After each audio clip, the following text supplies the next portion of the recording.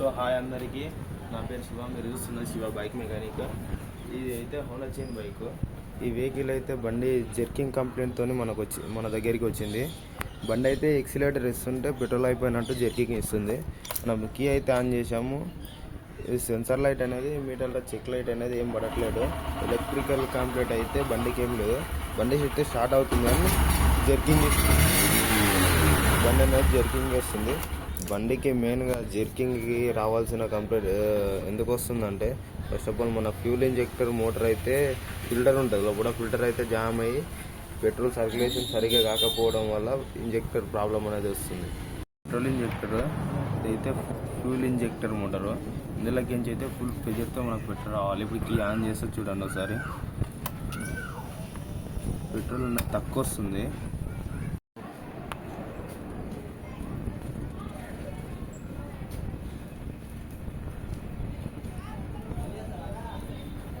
రెండు పెట్రోల్ ఈ పైపులు అయితే వీకాలి మనము. ఇంకొక దానికి పైపులు అయితే పెట్రోల్ మొత్తం మనం బయటికి రాకుండా దీనికి ఒకదానికి ప్లగ్, ఒకటి మనకు సైడ్ స్టాండ్ బోల్ట్ ఉంటుంది కదా 15 mm, ఆ 2 బోల్టాలు యూజ్ చేసి అయితే ఇప్పుడు మనం పెట్రోల్ బయటకు రాకుండా ఈ 2 హోల్స్ని అయితే ఫిల్ చేస్తాం. అది ఎలానో చూపిస్తాను చూడండి.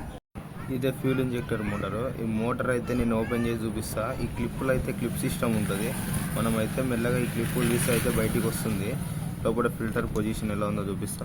ప్లస్ ఏంటంటే మనకు ఇప్పుడు ఈ ట్యాంక్ నుంచి పెట్రోల్ పైప్ అయితే వచ్చిందా, పెట్రోల్ మొత్తం బైక్ తీయకుండా మనం పెద్ద పైపుకి అయితే ప్లగ్ సెట్ చేసుకున్నాము. చిన్న పైపుకి అయితే side stand bolt 17 number bolt అయితే సెట్ చేసుకున్నాము.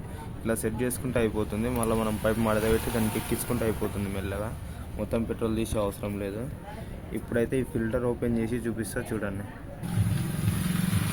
ఇదైతే ఫ్యూల్ మన పంపుకు అయితే ఉంటుంది, ఓవరింగ్ టైపు. ఓవరింగ్ లేకపోతే పెట్రోల్ లీకేజ్ అవుతుంది. ఫిల్టర్ అయితే బయటికి తీస్తున్నా. ఫిల్టర్ అయితే బాగా జామ్ అయినట్టుంది చూడండి. ఫిల్టర్ అయితే అసలు ఏ విధంగా ఇంత ఘోరంగా అయితే జామ్ అయిందో చూడండి ఒకసారి. అంటే ఏంటివంటే మొత్తం డస్ట్ వచ్చేసింది, చిన్న చిన్న దోమలు వచ్చేసినాయి. ఎక్కడి నుంచి వచ్చినా అర్థం కావట్లేదు. ప్లస్ మెయిన్ అయ్యింది చూడండి, ఇక ఇది ఆకు, దీని ఆకు వచ్చి పడింది. ఇంత డస్ట్ అవుతుంది, ఇంత ఘోరంగా జామ్ అయితే మనకైతే పెట్రోల్ అయితే సప్లై కాదు. అందువల్లనే మనకు జర్కింగ్ కంప్లైంట్ వచ్చింది. ఇప్పుడైతే ఫ్యూల్ ఇంజెక్టర్ మోటార్ ఫిట్ చేసిన తర్వాత మీకు స్పెజర్ అయితే చూపిస్తా చూడండి. మనం ఇప్పుడు ఫ్యూల్ ఇంజెక్టర్ మోటార్ అయితే బిగించాం. ఇప్పుడైతే చూడండి పెట్రోల్ అయితే ఎంత స్పెజర్తో వస్తుందో. ఇప్పుడు చూడండి ఐ స్పెజర్తో వస్తుంది. ఇలా అనేది పెట్రోల్ రావాలి. ఇలా అయితేనే మనకు స్టార్టింగ్ అయితే అవుతుంది. అని ఇంత స్పేర్ రాకపోతే బండి అయితే స్టార్ట్ అవుతుంది. అని బండి స్టార్టింగ్ ట్రబుల్ అయితే ఇస్తుంది. ప్లస్ రన్నింగ్లో జర్కింగ్ ట్రబుల్ ఇస్తుందండి. ఇదే ప్రాబ్లం మెయిన్గా. Okay, tank fuel injector problem solve.